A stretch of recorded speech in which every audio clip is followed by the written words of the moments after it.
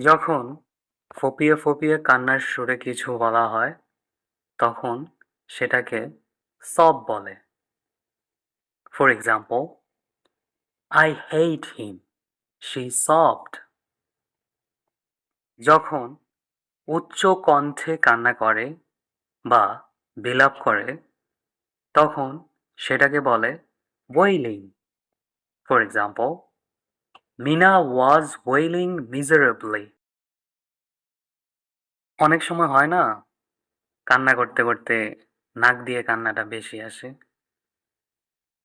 যেটাকে আরেকভাবে বললে ঘ্যান ঘ্যান করিয়া কাঁদা। সেক্ষেত্রে ব্যবহৃত হবে whimper.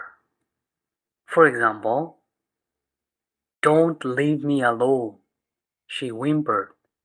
নাকি কান্নার সুরে যেটা বলে কাঁদতে কাঁদতে, সেটাকে বলে whimper.